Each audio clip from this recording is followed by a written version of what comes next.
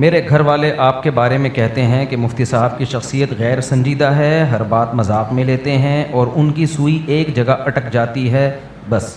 آپ کے گھر والے میرے بیانات نہیں سنتے، میرے شارٹ کلپس دیکھتے ہیں۔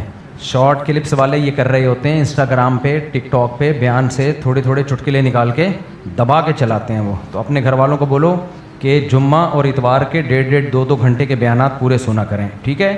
پھر بھی اگر وہ کہیں کہ یہ غیر سنجیدہ ہیں تو پھر گورنمنٹ میں کسی پر کہنے پر گورنمنٹ کی طرف سے کوئی پابندی نہیں ہے۔ امام ابو حنیفہ رحمہ اللہ تعالیٰ کا قول، جب صاحبین کی وجہ سے بہت سے فتوے مسترد کر دیے جاتے ہیں تو امام نے ثلاثہ کی رائے پر عمل کرتے ہوئے تو امام ابو حنیفہ کی رائے چھوڑ سکتے ہیں، ایسا کیوں نہیں ہے؟ اس کی وجہ یہ ہے، یعنی بھائی کا سوال یہ ہے کہ بعض دفعہ ہم امام ابو حنیفہ کا قول چھوڑ کے صاحبین کا قول لے لیتے ہیں، یعنی ان کے شاگردوں کا۔ تو پھر بعض دفعہ ایسا ہی کر لیا کریں کہ امام حنیفہ اور ان کے صاحبین کا قول لے کے باقی تینوں اماموں کا قول لے لیں۔ وہ اس لیے نہیں کیا جاتا کہ چاروں فقہ کے نا اپنے کچھ اصول ہیں، ان اصولوں کو مد نظر رکھ کر مسائل نکالے گئے ہیں۔ تو اگر امام حنیفہ کا قول چھوڑ کے صاحبین کا قول لیتے ہیں تو اصول نہیں ٹوٹ رہے ہوتے، اصول وہی رہتے ہیں۔ اب آپ کہہ سکتے ہو جب یہ چاروں اسلام کو فالو کرتے ہیں تو ان کے اصول الگ الگ کیوں ہیں؟ تو وہ اصول بھی اسلام کے اندر ہی ہیں، اسلام سے باہر نہیں ہیں۔ ایک اصول کی میں مثال دیتا ہوں۔ مثال کے طور پر امام شافعی رحمہ اللہ تعالیٰ کا، یار شہریار بھائی پھر میں بھول نہ جاؤں، وہاں نماز کی جگہ جو ہے نا تھڑے پہ، تاکہ نمازی پھر وہاں صفیں بن جائیں، یہ اس کا ذرا خیال کریں۔ تو مثال کے طور پر امام ابو حنیفہ کا اصول، یہ فقہ حنفی کا اصول ہے کہ حدیث متواتر یا قرآن کے مقابلے میں خبر واحد حجت نہیں ہے۔ یعنی قرآن میں ایک حکم آ گیا نا اور صحیح حدیث ہے، لیکن وہ حدیث ہے خبر واحد، یعنی اس کو نقل کرنے والے بہت سارے لوگ نہیں ہیں، تو پھر امام حنیفہ قرآن کو سپیریئر رکھتے ہیں، حدیث میں یا تو تعویل کرتے ہیں یا رد کر دیتے ہیں۔ اس لیے نہیں کہ قرآن میں اور حدیث میں ان کی نظر میں کوئی فرق ہے، بھائی اللہ کے رسول کی بات بھی ایسے ہی ویلیو رکھتی ہے جیسے اللہ کی بات، لیکن ثبوت میں فرق ہے۔ اللہ کا کلام جو ہم تک پہنچا ہے وہ قطعی ہے، یقینی ہے، اس میں غلطی کا دور دور تک شائبہ نہیں ہے، جبکہ حدیث میں جب کوئی راوی بیان کرتا ہے حدثنی فلان قال فلان، تو فلاں سے بیان کرنے میں خطا ہو سکتی ہے۔ اب اس ہو سکنے کی بیس پہ حدیث کو رد نہیں کیا جائے گا۔ منکرین حدیث نے تو حدیث ہی رد کر دی نا، بھائی ایک آدمی اگر بیان کر رہا ہے تو غلطی بھی تو ہو سکتی ہے، بھائی ہو سکنے کی بیس پہ اگر ہم یہ مان لیں تو پھر تو دنیا میں کوئی کام ہو ہی نہیں سکتا۔ آپ جہاز میں بیٹھو گے، ہو سکتا ہے کہ وہ گر جائے، ٹرین میں جاؤ گے، ہو سکتا ہے وہ ٹریک سے اتر جائے، جج کے سامنے 10 لوگوں نے گواہی دے دی کہ یہ بندہ جمشید کو تو میں نے ابھی رخصت کر دیا، وسیم قاتل ہے، ہو سکتا ہے یہ غلط ہو سکتے ہیں کہ تو دنیا بہت بڑی ہے۔ تو اس لیے حدیث حجت ہے، چاہے خبر واحد ہو چاہے خبر متواتر ہو، لیکن اس ہو سکنے کے امکان کو اس وقت ویلیو دی جاتی ہے جب یہ اپنے سے زیادہ یقینی کے خلاف ہو۔ 100 آدمی ایک خبر آپ کو دے رہے ہوں اور ایک اس کے خلاف دے رہا ہو، تو وہ ایک اگرچہ سچا ہو لیکن اب اس سے غلطی کا امکان بڑھ گیا ہے۔ تو امام ابو حنیفہ حدیث کو حجت مانتے ہیں، دلیل مانتے ہیں، لیکن اگر قرآن کے یا حدیث متواتر کے مقابلے میں ہو تو صحیح ہونے کے باوجود بھی اس کو حجت نہیں مانتے، اس میں یا تو تعویل کریں گے یا اس کو رد کریں گے۔ جبکہ امام شافعی رحمہ اللہ تعالیٰ کا اصول اور ضابطہ یہ ہے کہ خبر واحد کو بھی وہی ویلیو دی جاتی ہے جو خبریں، یعنی جو قرآن کی آیت کو ویلیو دی جاتی ہے، اور اس اصول کی بیس پہ آگے احکام میں بھی فرق آتا ہے۔ ایک حکم بھی میں بتا دیتا ہوں، مثال کے طور پر قرآن مجید میں زانی کی سزا ہے الزانیۃ والزانی فاجلدوا کل واحد منہما 100 جلدہ، جو کنوارا مرد کے بارے میں، یہ مرد یا عورت زنا کرے 100 کوڑے مارو، یہ قرآن میں سزا ہے۔ حدیث میں آتا ہے کہ البکر بالبکر جلد 100 وتغریب عام، کنوارا مرد یا کنواری عورت اگر زنا کرے تو 100 کوڑے مارو اور 1 سال کے لیے اس کو ملک سے باہر نکال دو۔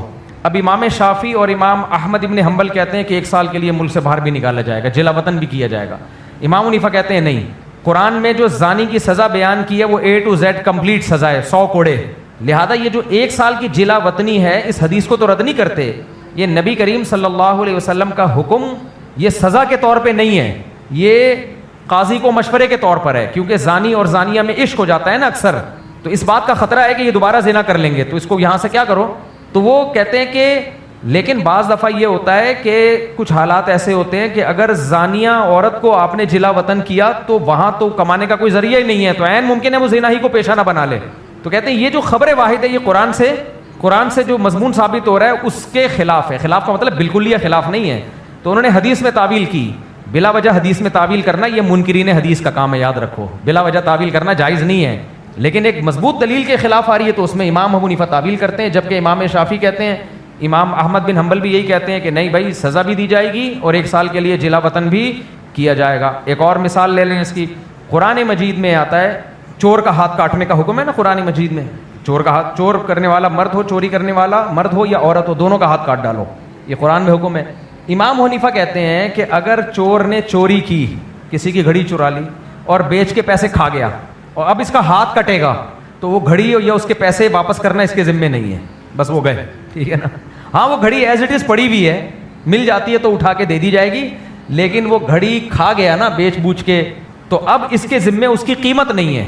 حالانکہ نارمل حالات میں آپ کسی کی کوئی بھی چیز جب غصب کرتے ہیں، یا تو وہ چیز واپس کرو، اگر وہ ختم ہو گئی ہے تو اس کی قیمت واپس کرو۔ جیسے میں کہتا ہوں ڈارون کو چاہیے، یہ کہہ رہا ہے کہ بندر تھے، ہماری دم تھی، اب غائب ہو گئی، بھائی دم کہاں گئی ہے؟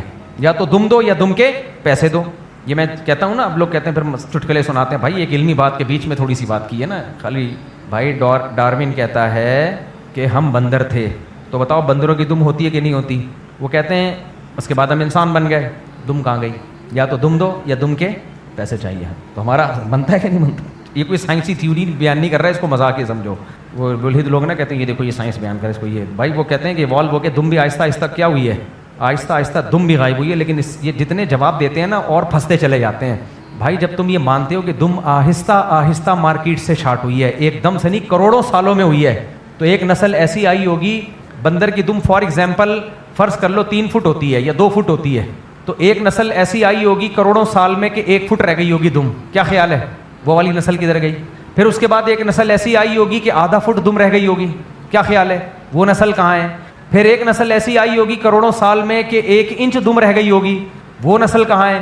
کمال کی بات ہے بندر بھی ہے اور انسان بھی ہے، یا تو پوری مکمل دم یا بالکل دم مارکیٹ سے شارٹ، تو یہ سائنٹیفکلی ممکن نہیں ہے، یہ تم نے شارٹ کی ہے، لہذا دم دو یا دم کے پیسے دو۔ اس لیے بات ہمارا دعویٰ بالکل کیا ہے، اب سمجھ میں آئے گی تمہاری، دم انہوں نے غائب کی ہے، ٹھیک ہے۔ تو میں کیا مثال دے رہا تھا یار ابھی تو۔ ہاں اب امام شافعی رحمہ اللہ تعالیٰ فرماتے ہیں بھائی چور کا ہاتھ کاٹا جائے گا، یہ تو چوری کی سزا ہے، اور جس کی چوری کی ہے وہ گھڑی اگر بیچ کے کھا گیا ہے تو گھڑی کے پیسے بھی دیے جائیں گے۔ وجہ کیا ہے؟ حدیثوں سے یہ بات ثابت ہے بھائی جو بھی کسی چیز کی چیز غصب کرتا ہے ضمان واجب ہوتا ہے۔ تو امام حنیفہ کا اصول وہی ہے، بھائی قرآن کہہ رہا ہے والسارق والسارقۃ فاقطعوا ایدیہما جزاء بما کسبا، اللہ کہتے ہیں چوری کرنے والا مرد ہو یا عورت دونوں کے ہاتھ کاٹو، جزاء یہ بدلہ ہے، بما کسبا جو کچھ انہوں نے کیا، تو جو کچھ کیا اس کا ٹوٹل بدلہ قرآن کیا بیان کر رہا ہے؟ ہاتھ کٹنا۔ تو اس کے علاوہ کوئی پینلٹی نہیں ڈالی جائے گی ان کے اوپر، اس کے علاوہ کوئی پینلٹی نہیں ڈالی جائے گی۔ اچھا اس میں ایک مزے کی بات بھی ہے، ایک علمی نقطہ بھی ہے، کہنے کو تو اس میں آپ چور کو فیور دے رہے ہیں، ہاتھ تو کٹ گیا لیکن اس بیچارے کا تو نقصان ہو گیا نا، جس نے کیس کر کے اس پہ چوری کا کیس کیا اس کی تو گھڑی گئی نا، اس بیچارے کا تو بیڑا غرق ہو گیا۔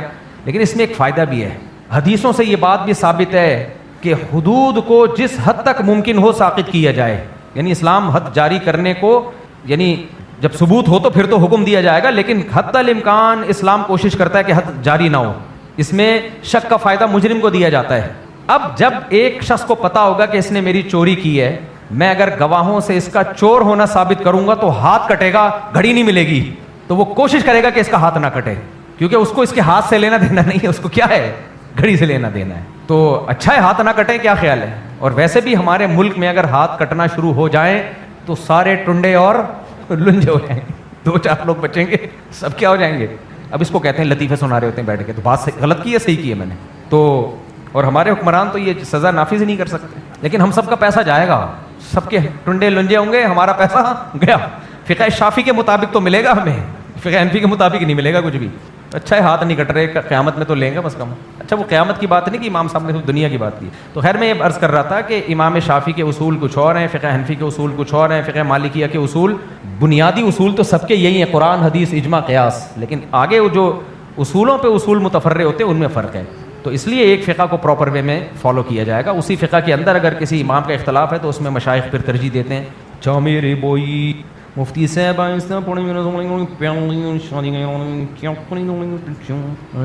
جواب بھی آہستہ دوں، تو جواب جب آہستہ دوں گا تو الٹا کر کے لوگ اس کو سوال بنا لیں گے، تو وہ تو پتہ چل جائے گا، کیا خیال ہے؟ بھائی بات یہ ہے کہ جو شخص پہلے سے ارادہ ہو میں پکی ڈھکی دوسری شادی کروں گا پکا ارادہ ہو تو لڑکی والوں کو بتا دے میں کروں گا, ان کو دھوکے میں نہ رکھے, اندھیرے میں نہ رکھے. انہوں نے دینا ہوگا دے دیں گے, نہیں دینا ہوگا. لالچ مت کرو. میرے سامنے ایسے لوگ آئے ہیں, ان کا پہلے سے ارادہ تھا, تو میں نے کہا تم نے کسی لڑکی کو نکاح کا پیغام بھیجا ہوا ہے, تمہارا سے پہلے سے دوسری شادی کا ارادہ ہے, تو ان کو بتا دو. کہہ رہے میں بتاؤں گا تو وہ دیں گے ہی نہیں. میں نے کہا نہ دیں بھائی, وہ اگر کسی کمارے کو دینا چاہتے ہیں, وہ چاہتے ہیں کہ ہم نہیں چاہتے کہ ہمارے داماد دوسری کرے, تو آپ کیوں ان کو دھوکے میں رکھیں؟ یا تو کسی کا ارادہ ہی بعد میں ہوا ہو نا, وہ ایک الگ بات ہے. کسی کا ارادہ ہی بعد میں ہو, آپ کا تو پہلے سے ارادہ ہے. کہہ رہے نہیں. میں نے کہا بھائی صاحب آپ کسی طلاق یافتہ سے کر لو, بیوہ سے کر لو. کہہ رہے نہیں میں نہیں کروں, کر رہے شروع ہو گئے نا. پھر کی انہوں نے اسی کماری سے کی, پھر تھوڑے دن بعد کہ میں دوسری کروں گا, 2 فسادات. میں نے کہا یار آپ کو بات یہ کہ یہ چاہتے ہیں 10 انگلیاں گھی میں ہوں ان کی, یہ غیر اخلاقی حرکت ہے, غیر شائستہ حرکت ہے. آپ کا جب پہلے سے ارادہ ہے آپ بتا دو, ویژنری بن کے یہ کام کرو, 2 نمبر بن کے ٹھرکی بن کے یہ کام مت کرو. 2-3 شادیاں اسی وجہ سے بدنام ہوتی ہیں کہ یہ کام شریف لوگ کر نہیں رہے ہیں, سنجیدہ لوگ کر نہیں رہے ہیں, یہ ٹھرکی لوگ کر رہے ہیں. یہ سارے کام دھوکے دے کے جھوٹ بول کے یہ کام ہو رہے ہیں. تو کمپرومائز کرو. میں نے کہا یار طلاق یافتہ سے کر لو. کہہ رہے نہیں, وہ بھائی طلاق یافتہ میں بھی تمہیں ایک سے ایک مل جائے گی, تمہیں پسند بھی آ جائے گی, بہت اچھی لڑکیاں طلاق والی بھی بیٹھی ہوئی ہیں, کم عمر بھی مل جائیں گی. نہیں جی میں نے کماری سے ہی کرنی ہے. تو سارے مزے تم نے کمبختوں دنیا میں اڑانے ہیں, تو یہ نہیں ہو سکتا. اور میں نے کہا یہ بھی دماغ سے نکال دو, کماری کا بھوت بھی نکال دو. بھائی بہت سی طلاق یافتہ کماری سے زیادہ اچھی ہوتی ہیں, بہت سی بیوہ کماری سے زیادہ اچھی ہوتی ہیں.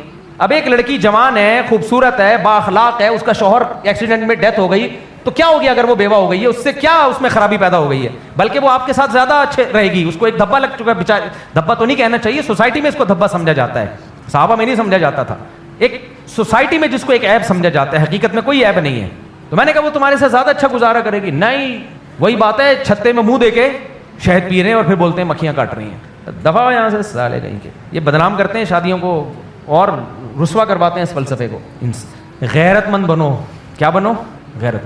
شریف لوگوں کی طرح شادیاں کرو, عزت داروں کی طرح. لڑکیوں کو پٹانے کی کوشش مت کرو. جب کوئی لڑکی رابطہ کرے بولو تمہارے باپ سے بات کروں گا. میں کس سے بات کروں گا؟ میرے سامنے کیس آئے ہیں, فیس بک پہ لڑکی پھنسا لی, داڑھی والے بندے نے, ٹوپی والے آدمی نے پھنسا کے. میں نے کہا یار تیری بیٹی کو کوئی پھنسائے تو دے دے گا اس کو؟ جو اپنی بیٹیوں کے لیے پسند نہیں کرتے دوسروں کے ساتھ یہ کیوں؟ شریف بنو. باپ کو کس کو پیغام بھیجو؟ کہتے ہیں نہیں ہوگا. نہیں کوئی بات نہیں, دنیا مسافر خانہ ہے, نہیں ہوگی نا شادی, زیادہ مر جائے گا نا, کوئی مسئلہ نہیں ہے. شریف آدمی مر جائے, عزت کے ساتھ چلا جائے, یہ زیادہ اچھا ہے. اور جانے کے بعد لوگ بول رہے ہیں فلاں کی پھنسایا تھا, فلاں کو لے کے بھاگا تھا اور فلاں سے آنکھ مٹکے کرتا تھا, تو یہ اچھی موت نہیں ہے. تو شریف لوگوں کی طرح نکاح کیا کرو, لڑکیوں کے باپوں کو پیغام بھیجا کرو اور عزت کے ساتھ. اور یہ چھپن چھپائی اور دھوکے اور 2 نمبریاں. اور یاد رکھو سچ میں ٹینشن ہوتی ہے وقتی, اس کے بعد سکون ہوتا ہے. جھوٹ میں وقتی سکون ہے, زندگی بھر ٹینشن. ہمارے ایک دوست تھے, پرانی بات ہے, کسی کو نہیں, ان کو بھی نہیں پتہ چلے گا ان کی بات ہو رہی ہے, وہ بہت کم بیان سنتے ہیں. انہوں نے ایسا ہی کیا. انہوں نے کیا کیا کہ وہ شادی کی, کوئی معاشقہ ہو گیا تھا. اب دوسری شادی کی ماں باپ کی مرضی سے, بتایا نہیں کسی کو, تاکہ ماں باپ کو بھی پتہ نہ چلے اور یہ ہو کہ بھائی میں پہلی شادی کر رہا ہوں. اب وہ بڑی خاندانی لڑکی تھی جو ان کی دوسری وائف تھی, وہ یہ سمجھ رہی ہے کہ یہ میں ان کی پہلی وائف ہوں. وہ مجھے خود اپنا واقعہ سنا رہے تھے, جس ہے نا, یہ ہے 15-20 سال پرانا واقعہ. اب جب شادی ہو گئی, پکڑے گئے ایک دن. اب جھوٹ بول کے نا چلا رہے ہیں دونوں کو. جب پکڑا گیا ہے نا تو اتنی ڈپریشن میں آیا ہے کہ اس کو ہارٹ اٹیک ہوتے بچا ہے. اتنی ڈپریشن میں آیا ہے, اور مستقل بیماری اس کو, ڈپریشن کی, اسٹریس کی, بلڈ پریشر کی مستقل بیماری لگ گئی, مستقل میڈیسن پہ آ گیا. جوان آدمی, جوانی میں بال سفید ہو گئے. چونکہ وہ خاندانی لوگ تھے, انہوں نے بولا یار تم نے ہمارے ساتھ دھوکہ کیسے کیا؟ بیوی تو چلی گئی وہ چھوڑ کے, دوسری وائف, کیا تم نے دھوکہ کیسے کیا ہمارے ساتھ؟ تو جھوٹ جو ہے نا, جھوٹ اس کی ٹینشن پوری زندگی کی ہے. سچ کی ٹینشن ایک دفعہ ہوتی ہے, کڑوا گھونٹ, اس کے بعد سکون آ جاتا ہے زندگی میں. یہ 2 نمبریاں مت کیا کرو. دوسری شادی اگر پہلے سے پکا ڈھکا ارادہ ہو تو لڑکی والوں کو بتا دو کہ میں غلط آدمی ہوں, میں دوسری بھی کروں گا, آپ نے دینی ہے دے دیں, نہیں دینی ہے. میں نے جب دوسری کی تھی تو بتایا تھا میں تیسری بھی کروں گا. تو بہت سے رشتے نہیں ہوئے میرے اس چکر میں, بہت سے رشتے. ورنہ آج 19 کے بجائے کتنے ہوتے ہیں, 4-5 اور ملا لیں ساتھ میں, تو کیا ہوا؟ تمیز سے 19 ہو گئے. یہ زیادہ اچھا ہے نا, بدتمیزی کے ساتھ 25 ہوتے تو تمیز کے 19, بدتمیزی کے ساتھ 25 سے کیا ہے بہتر ہے. پھر وہ بچے بھی ڈرامے بازیاں کر رہے ہوتے. جب ان کو پتا ہوتا ہمارے ابا نے بھی 2 نمبری کی تھی, تو بچے بھی کیا کرتے, پھر بچے ابا سے بھی 2 نمبری, اماں سے بھی 2 نمبری, ہر جگہ. پھر یہ پورا نسل میں DNA میں 2 نمبری آ جاتی ہے. سمجھ رہے ہو؟ بالکل صاف نہیں. کس نے کہا بھائی؟ حدیث میں آتا ہے احف الشوارب. احفا عربی میں مبالغہ کو کہتے ہیں. تو شوارب جو مونچھیں ہیں, حدیث میں آتا ہے اس کو مبالغہ کر کے کاٹو. تو زیادہ بہتر یہی ہے، باقی رکھنا بھی جائز ہے۔ مفتی صاحب خواتین کے لیے بھی مسجد میں قرآن سیکھنے پڑھنے کا انتظام کرنا چاہیے، بڑی خواتین کے لیے قرآن سیکھنے پڑھنے کا انتظام کرنا چاہیے، مسجد میں کرنا چاہیے، یہ ضروری نہیں ہے، جہاں ان کے لیے پردے کے ساتھ سوٹیبل جگہ ہو وہاں انتظام کرنا چاہیے۔ میں بنوری ٹاؤن کا فاضل ہوں اور ایک اسکول میں حفظ کی کلاس پڑھاتا ہوں، وہاں تنخواہ کم ہے، اب ایک فیکٹری میں کام آیا ہے جہاں تنخواہ اچھی ہے، تو مجھے کیا کرنا چاہیے؟ برائے مہربانی، میرے اوپر بیوی بچوں والدین کی ذمہ داری بھی ہے۔ دیکھو اس زمانے میں مالی پریشانی سے جو مسائل کھڑے ہوتے ہیں تو وہ تھوڑے نہیں ہوتے، آج کل برداشت کسی میں بھی نہیں ہے، کل کچھ مسئلے آ گئے نا بیوی بچے بھی چھوڑ کے بھاگ جائیں گے۔ تو آپ ایسا کرو کہ اگر حفظ کی تنخواہ میں آپ کا گزارا نہیں ہو رہا اور کسی جگہ اچھی جاب مل رہی ہے تو میرا مشورہ یہ ہے کہ آپ پھر وہ جاب کر لو اور پارٹ ٹائم بچوں کو حفظ بھی کراؤ تاکہ دین بھی رہے اور ساتھ ساتھ دنیا بھی۔ پہلے تو یہ مدرسے والوں کو بولو میری تنخواہ بڑھا دو، بڑھا دیتے ہیں تو اچھی بات ہے، نہیں تو پھر آپ ملازمت بھی کرتے رہو اور ساتھ ساتھ اوور ٹائم۔ ہمارے والد صاحب تو فری میں بچوں کو شام کے وقت پڑھایا کرتے تھے، ہم نے شروع سب سے پہلے استاذ قرآن میں میرے والد صاحب ہی ہیں، اور ہمارے محلے میں کئی بچے ہیں جو میرے والد صاحب کے شاگرد، تو وہ تو فری میں پڑھاتے تھے۔ آپ پھر بھی فری میں نہیں پڑھانا، پارٹ ٹائم کچھ پیسے لے کے پڑھا دینا۔ تو لیکن مالی پریشانیوں میں اس زمانے میں تجربہ اور مشاہدہ یہ ہے کہ بہت بڑی مصیبت کھڑی ہو جاتی ہے۔ آج کل وہ توکل بھی نہیں ہے اور پہلے جیسی برداشت بھی نہیں ہے لوگوں میں، ذرا سی بات پہ اسٹریس اور ڈپریشن شروع ہو جاتی ہے، طلاقیں ہو جاتی ہیں، بیویاں مارکیٹ سے شارٹ ہو جاتی ہیں۔ تو اس لیے اگر گزارا نہیں ہو رہا ہے تو جاب کر لو اور ساتھ میں پارٹ ٹائم بچوں کو پڑھاؤ۔ مفتی سے پوچھنا یہ تھا کہ بہت سی علماء کرام پرائز، اور دوسری بات بچوں کا اس سے نقصان بھی نہیں ہے نا، حافظ بہت ہیں ان کو دوسرا ٹیچر مل جائے گا، یا تو نقصان ہو رہا ہوتا ہے نا بچوں کو، ایسا بھی نہیں ہے، ٹیچر تو بہت ہیں الحمدللہ۔ پوچھنا یہ تھا کہ بہت سے علماء کرام پرائز بانڈ کو جائز سمجھتے ہیں، بالکل جائز نہیں ہے، 2 اور 2 4 کی طرح پرائز بانڈ حرام ہے، اس پہ میں فتویٰ لکھ چکا ہوں ایک تفصیل کے ساتھ۔ جوا ہے، آپ کے پیسے داؤ پہ لگتے ہیں اور جو ہے وہ انعام نکل گیا تو آپ کے میں نے اس پہ کافی، یعنی یہ خرید و فروخت کا ایسا معاملہ ہے جس میں پتہ ہی نہیں ہے کہ آپ کو ملنے والا کیا ہے، تو داؤ پہ ریٹرن میں ایک فتویٰ میں نے لکھا تھا اس پہ، وہ پوری ڈیٹیل اس میں ہے، وہ کبھی شائع کر دوں گا میں انشاءاللہ۔ مفتی صاحب آج کل مہنگائی اور معاشی حالت بہت مشکل ہیں، انصاف اور قانون کی یہ صورت حال ہے، کیا اسلام اس بارے میں ہماری رہنمائی کیا کرتا ہے؟ آپ کے خیال میں ایک عالم دین کی کیا ذمہ داری ہے اور ہم سب کو مل کے کیا کرنا چاہیے؟ ہم سب کو مل کے یہ کرنا چاہیے کہ جو اپنے بس میں ہے وہ چھوڑو نہیں، اور جو چیز اپنے بس میں نہیں ہے اس کے پیچھے پڑو نہیں۔ یہ مہنگائی میرے اور آپ کے کنٹرول میں نہیں ہے، یہ ہمارے سیاست دانوں کے کنٹرول میں ہے، اور وہ بھی اس وقت تک کنٹرول کرنے کی کوشش کرتے ہیں جب وہ اپوزیشن میں ہوتے ہیں۔ آئی بات سمجھ میں؟ تو مہنگائی کے خلاف جہاد بھی ہوتا ہے، مہنگائی کے خلاف دھرنے بھی ہوتے ہیں، جیسے ہی وہ حکومت میں آتے ہیں تو حکومت مہنگائی کے خلاف دھرنے، پرانی حکومت مہنگائی کے خلاف دھرنے شروع کر دیتی ہے جب وہ اپوزیشن میں آتی ہے۔ سمجھ میں آ رہی بات کہ نہیں آ رہی؟ بہت گہری بات ہے، آپ لوگ بچے ہو سمجھو گے نہیں ہے سمجھ میں۔ بھائی جو حکومت ہوتی ہے وہ مہنگائی کرتی ہے، اپوزیشن مہنگائی کے خلاف جہاد، پھر جب یہ اپوزیشن حکومت میں آتی ہے تو سابقہ حکومت مہنگائی کے خلاف جہاد شروع کر دیتی ہے۔ تو یہ نورہ کشتی ماشاءاللہ چلتی ہے، تو یہ میرے اور آپ کے بس میں نہیں ہے۔ تو جو اپنے بس میں ہے اس کو، میرے اور آپ کے بس میں کیا ہے؟ کمانے کے لیے محنت کرنا جتنا ممکن ہو حلال طریقے سے۔ نمبر 2 اپنے خرچوں کو کنٹرول کرنا، یہ چیز میرے اور آپ کے بس میں۔ کیا علماء کرام حکمرانوں کے سامنے کھل کر یہ سوال نہیں اٹھانا چاہتے کہ عوام کو بنیادی سہولت، انصاف اور باعزت زندگی ملے؟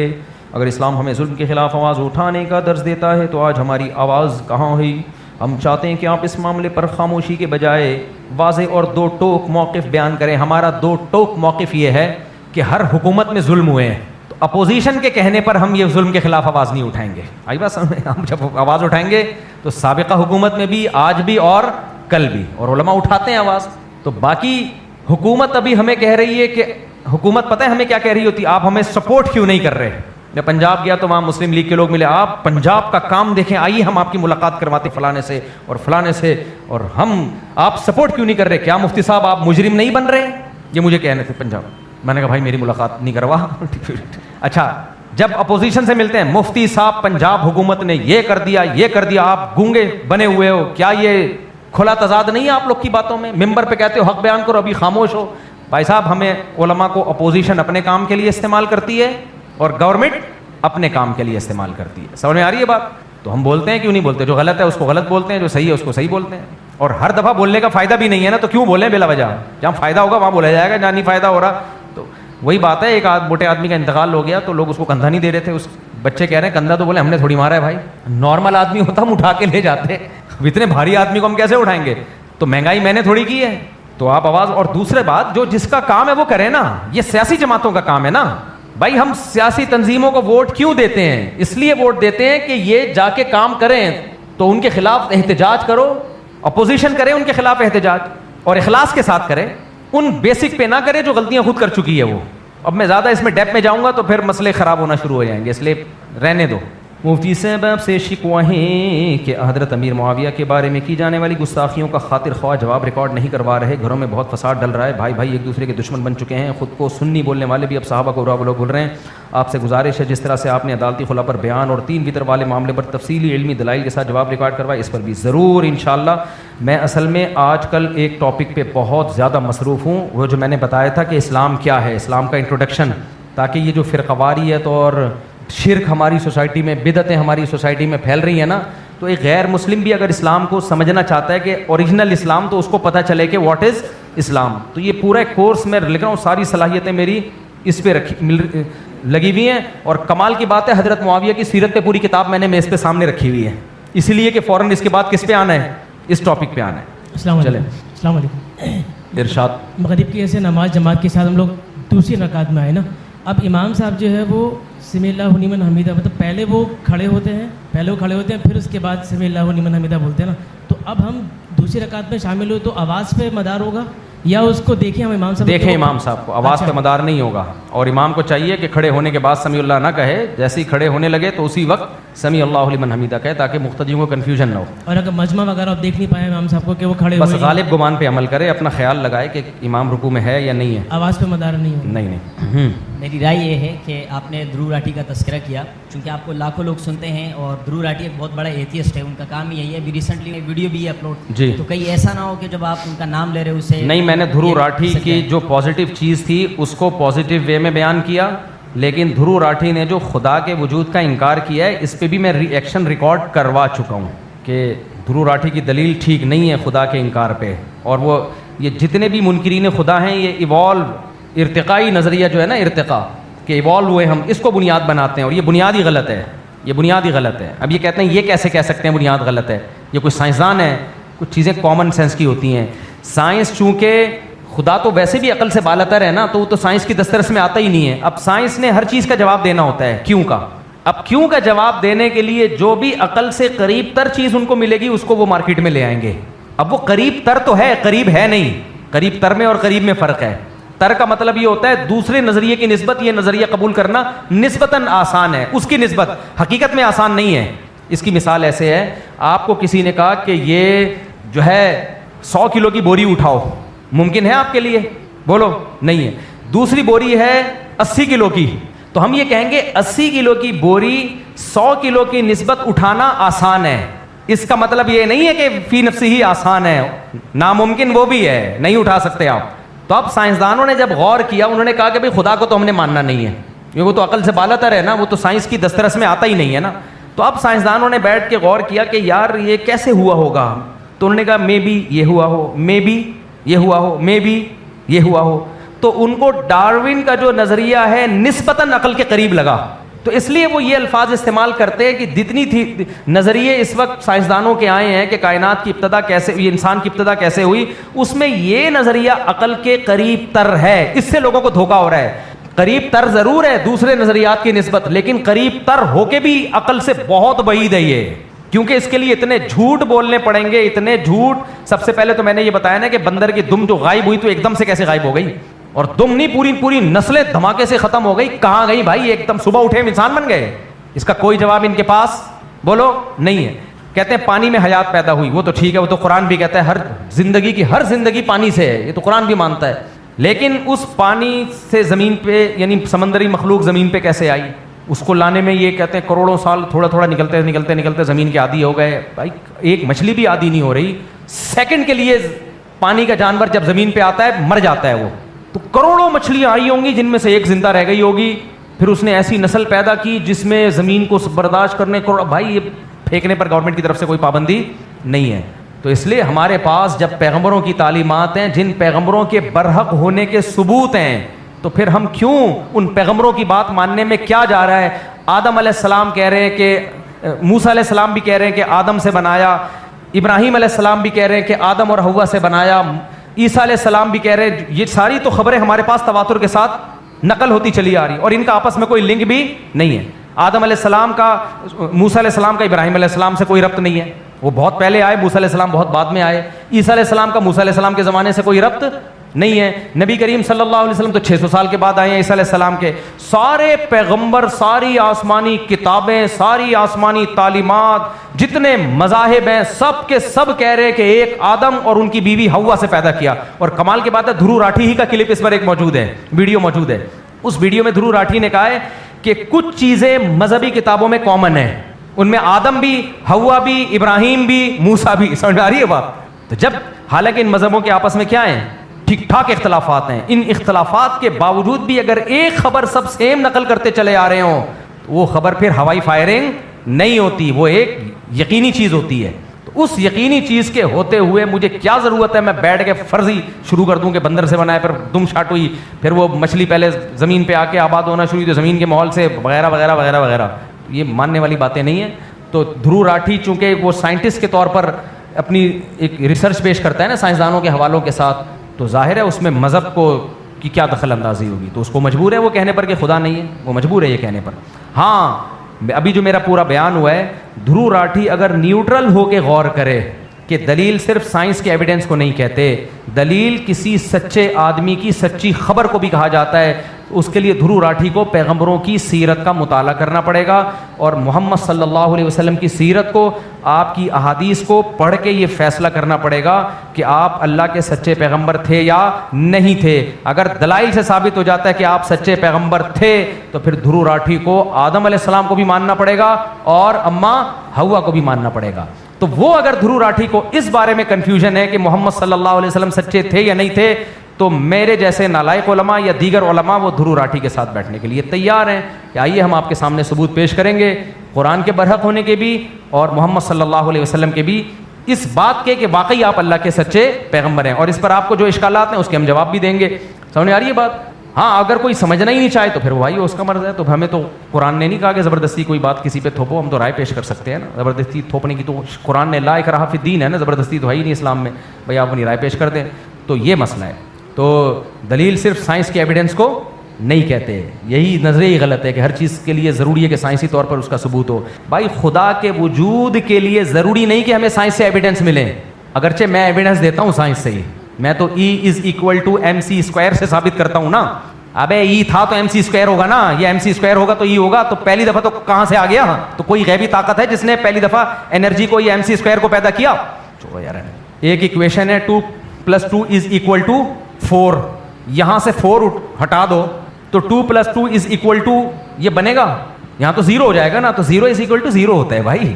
اور اگر آپ ادھر سے 2+2 ہٹا دیں is=4 کر دیں تو یہ ایکویشن صحیح رہے گی, کیونکہ یہاں سے سب کچھ ہٹا دیں گے تو 0=, کیا بن جائے گا؟ 4 بن جائے گا. تو پہلی دفعہ 2+2 یا پہلی دفعہ 4 کو آپ نے خود رکھنا ہے, پھر is=2+2 یا کچھ جو بھی کرنا ہے وہ کرنا پڑے گا آپ کو. نہیں آئی میرے خیال بات؟ تو پہلی دفعہ کوئی طاقت ہے جس نے اپنی کن کی طاقت سے یا تو انرجی کو پیدا کیا یا ماس کو پیدا کیا, کوئی طاقت ہے. تو سائنس سے بھی سمجھنا چاہو تو یہ ایویڈنس کافی ہے خدا کے وجود کے لیے, کیونکہ اگر آپ کائنات کو ہمیشہ سے یا تو آپ کو کائنات کو ہمیشہ سے ماننا پڑے گا یا خدا کو ماننا پڑے گا. سائنس کہتی ہے یہ کائنات ہمیشہ سے نہیں ہو سکتی, تو لازمی ماننا پڑے گا کوئی ایک ایسی ذات ہے جو سائنسی اصول اور نظریے اس پر اپلائی ہی نہیں ہوتے. یہ ماننا پڑے گا. اسی ذات کو تو ہم خدا کہتے ہیں, آپ کچھ اور نام دے دو, ہم اللہ کہتے ہیں اس کو, آپ کچھ اور نام دے دو, ہمیں اعتراض نہیں, لیکن اس کو ماننا پڑے گا کوئی ہے نام, پھر وہ آپ کی مرضی جو مرضی دیتے رہو, پھر اس کا نام اللہ ہے, اس کے لیے ہمارے پاس الگ سے دلائل ہے. وہ پھر ہم پہلے آپ یہ مان لو کہ ہے, پھر وہ اللہ ہے یا کیا نام ہے اس کا, اس کے لیے پھر کسی اور ٹائم پہ آنا انشاءاللہ, ٹھیک ہے نا, پھر ہم آپ کو سمجھا دیں گے. ابھی چونکہ بیان کیا ہو گیا ہے, بہت لمبا ہو گیا ہے.